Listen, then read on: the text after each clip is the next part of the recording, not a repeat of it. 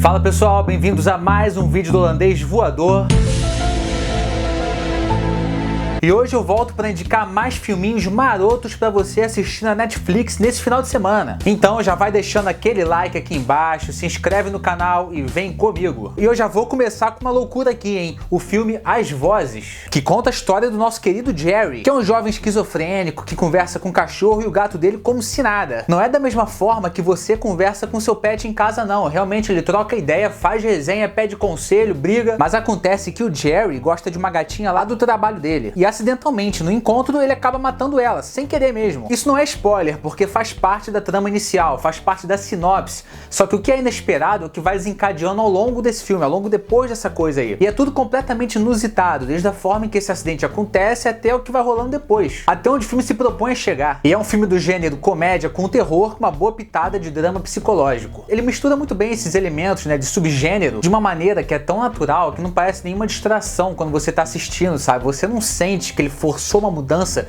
de um gênero para o outro. E definitivamente é a melhor e mais diferente atuação da carreira do Ryan Reynolds. É claro que não é uma atuação para premiação, por exemplo, mas de qualquer forma, ele se desafia muito como ator nesse filme. Porque tem todas as nuances de um personagem que ao mesmo tempo é explosivo, também é muito calmo e socialmente desajustado, completamente desajustado. E é muito interessante também que o filme transita da ótica bizarra e otimista do Jerry e a ótica da realidade obscura da casa dele. Por exemplo, quando a gente tá na cabeça do Jerry, é um apartamento que tá limpo, os animais conversam com ele ouve os animais falando e coisas que são ainda mais bizarras com um comportamento bem comum. Já na ótica da realidade, o apartamento dele é mais escuro, é sujo, é completamente bagunçado, os animais obviamente não falam e essas coisas bizarras que eu falei, que tem comportamento incomum na ótica dele, mudam até a fisionomia, se você for perceber. Então é interessante que o filme tenha todo esse cuidado de fazer um ponto de vista, né? Um ponto de vista realista e um ponto de vista mais psicológico da ótica do Jerry. E é interessante também o filme ter ciência do quão absurdo ele é. Por exemplo, o cachorro tem uma personalidade de cachorro, né? Um amigão, um cara que é gente fina, amigável, tá sempre, dá conselhos certos, enquanto o gato tem uma personalidade mais azeda, né? Mais despretensiosa, mais snob, independente. Não que os gatos sejam assim, mas é um tipo que eles aparentam. Se fosse ter um filme de gato falante, ele seria dessa forma. Geralmente são retratados dessa forma, né? E essa combinação do trágico pro cômico é muito interessante também, porque funciona de uma maneira muito orgânica. Como eu falei, não tem forçação de barra nessa transição de um pro outro. E o filme, ele se leva levemente a sério quando ele tem que ser levado a sério. Não sempre, porque tem coisas absurdas que acontecem, coisas cruéis que acontecem, mas são vistas por uma ótica mais cômica também. Mas funciona no filme. Não deixa de conferir As Vozes. E agora eu sei que você deve estar saturado da temática de filmes de zumbis, que acabou sim virando o gênero mais manjado no cinema, né, na cultura pop em geral, mas esse filme aqui é diferente, que é ele, Invasão Zumbi. Um filme sul-coreano, mais puxado pro terror dramático, onde as pessoas tentam escapar de um surto que se espalha de maneira devastadora, e a única saída parece ser um trem que tá indo pra Busan, que é a única cidade não afetada pela contaminação. Mas o problema é que esse trem doido aí tá infestado de bicho vindo. Falando assim, a sinopse realmente não parece ser um filme tão diferente, mas ele se destaca por saber criar uma tensão muito forte e claustrofóbica, já que ele se passa a maior parte transitando de vagões para vagões. Vagões. E mesmo quando o filme tá fora do trem, lá no início, ele tem uma dinâmica tão frenética dos ataques dos zumbis, né, aquela coisa de correria, porque são zumbis que correm, que até essa tensão também funciona muito bem, que já não é uma tensão mais claustrofóbica, mas como eu falei, ela é frenética. Você vai roer tanto a sua unha que você vai morder o seu dedo, vai comer o dedo. É uma dinâmica que não vai te dar tempo para respirar. E quando ele fica mais calmo já dentro do trem, não demora muito para ter cenas mais tensas, só que é uma tensão mais elaborada no suspense, de não fazer barulho, porque se fizer barulho o bicho vem, e é claro que alguém vai cair, vai fazer barulho, vai tropeçar, vai espirrar, e você vai ficar mais tenso ainda. E a dinâmica entre os personagens também é muito boa, porque ela é realista. Ela aborda comportamentos que são realistas, pelo menos que a gente acha que seria realista se isso acontecesse, sabe? Que é o ser humano sendo capaz de qualquer coisa para sobreviver. É um filme que é inesperado, sangrento e cruel muitas vezes também. Você vai gostar, mesmo estando saturado do gênero de zumbis, essas coisas assim, esse filme se destaca, pode conferir. E agora um filminho maroto de ação, que tem muita força no elenco dele, Operação Fronteira, um filme original Netflix, que conta a história de 5 ex-soldados americanos que se reúnem para executar um plano muito arriscado, capturar e roubar um poderoso chefão do crime, que está escondido na fronteira entre o nosso Brasilzão e a Colômbia. Não esquecendo do Peru também, o Peru tá encaixado ali também na fronteira. Mas nem tudo sai como planejado e agora eles precisam lutar pelas próprias vidas. Como eu falei, é um filme que se apoia muito na força do elenco e na química entre os personagens. A interação entre eles é tão forte e natural que, mesmo sendo atores muito conhecidos já, que você já conhece de várias produções, eles passam muito bem a impressão de já terem uma história e um elo no passado. Então, em vez de você, por exemplo, ver o Ben Affleck e pensar no Batman, você vai pensar no Ben Affleck do filme que já teve uma história com esses personagens no passado. Você esquece que é o Ben Affleck, entendeu? Não por ser uma grande atuação dele, mas porque a dinâmica funciona muito bem. É um roteiro muito bem escrito para personagens e cada um tem suas características próprias bem estabelecidas. Então, mesmo se fossem 5 irmãos gêmeos, você ia conseguir diferenciar um do outro, justamente por causa dessas características peculiares que eles têm. Boa parte do filme, o suspense funciona muito bem e prende a sua atenção, principalmente pela empatia já estabelecida por esses personagens e também atores conhecidos, como eu já falei. E eles bebem Antártica. Como é que você não vai ter empatia pro soldado americano bebendo uma cervejinha brasileira? Eu gosto de Antártica, não é só Heineken não. Eu gosto como esse filme tenta escapar do clichê, por mais inevitável que seja. Mas às vezes é essa fuga que pode prejudicar o filme também, e prejudica em certa forma. O suspense, como eu falei, funciona até certo ponto, só que ele perde fôlego. A ação do primeiro ato é muito boa, muito bem dirigida, é clara, não é confusa, mas depois essa ação acaba ficando mais apagada e o filme passa a se sustentar exclusivamente na força do elenco. Ou seja, ele perde ritmo exatamente quando não deveria perder, quando ele deveria ganhar mais ritmo. É um filme que começa forte e acaba leve, mas tem momentos que são imprevisíveis e interessantes sim. O clímax dele não tem tanto impacto quanto algumas cenas do começo, por exemplo, sabe? Aquele impacto frenético de ação, por exemplo, que tem sim uma ação que de um ponto de vista de estrutura, ela é frenética, porque tem perseguição de carro, tem tiro pra lá e pra cá, bomba, mas ela não consegue causar um impacto memorável pra um final de filme, por exemplo. Então você acaba lembrando muito mais de algumas cenas do começo. Mas tudo bem, ele acaba no impacto emocional muito interessante, não um impacto de ação, mas toda essa força que eu falei da dinâmica dos personagens tem um encerramento satisfatório, comovente de certa forma também. Mesmo sendo uma produção original Netflix, você vai gostar. Operação Fronteira. E agora mais um filme muito louco que aborda o terror cômico também. Ele, a babá, ou ela. O filme acompanha o nosso querido Cole, que está sendo cuidado por uma babá aparentemente normal, e depois de uma noite muito divertida com ela, o garoto acaba passando da hora de dormir e descobre que a querida babá faz parte de um culto satânico muito louco com o primo do Arqueiro Verde. E agora o nosso querido guerreirinho precisa correr pela sobrevivência. É um filme também com camadas interessantes. Também que eu digo porque ele tem uma mistura parecida com as vozes que eu indiquei primeiro também nesse vídeo, mas ele é diferente daquele filme. A babá é muito mais trash, violento e sangrento também. E mais importante, ele sabe disso, ele sabe que é trash, sabe que ele não se leva a sério,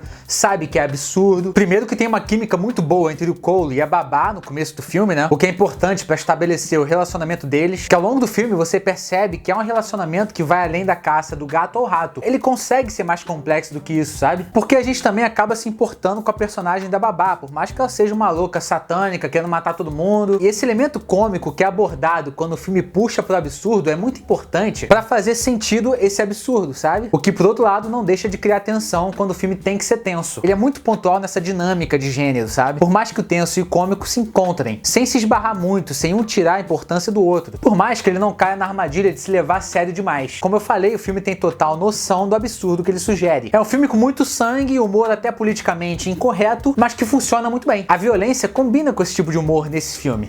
Qualquer filme, eu acho. E agora um filme que é mais reconhecido de terror, A Casa de Cera. Acompanha a história de um grupo de jovens que estão a caminho de um jogo de fute, mas que são obrigados a procurar auxílio numa cidade abandonada depois que dá ruim no carro deles. Mas o único lugar aberto dessa cidade fantasma é um museu de cera bizarro que exibe esculturas perfeitas. Esse filme tem total ciência das abordagens mais habituais do gênero. Grupo de jovens transantes acampando, carro quebrando no meio do nada, algum maluco caipira aparecendo aleatoriamente. Isso porque o filme não tem vergonha, não tem medo de admitir as homenagens que ele presta. Homenagens a grandes obras do terror, se assemelhando até em alguns pontos a, por exemplo, o Massacre da Serra Elétrica. Não de um ponto de vista gráfico e de violência, apesar de ter sim muita violência, mas sim do desenvolvimento do antagonista do filme, que é o Cerinha. No Massacre da Serra Elétrica eu chamo o Leatherface de Serrinha, na Casa de Cera eu chamo o cara de Cerinha. Mas ainda assim ele consegue se destacar de forma original no principal elemento dele, que é o terror. Os personagens, por exemplo, não são gratuitamente idiotas. É claro que tem um ou outro que tem uma tendência mais mongoloide, mas essa tendência mongoloide combina com a personalidade já estabelecida antes desses personagens. Mas são só um ou dois ali só. É um filme que é pra maiores de idade, você pode ver lá, né, pra maiores de 18 anos, só que eu não sei se ele é digno disso de um ponto de vista gráfico. Tem sim muitas cenas sangrentas, mas nada que você nunca tenha visto num filme de censura pra 16 anos, por exemplo. Talvez eu esteja acostumado demais, mas eu não fiquei, sabe...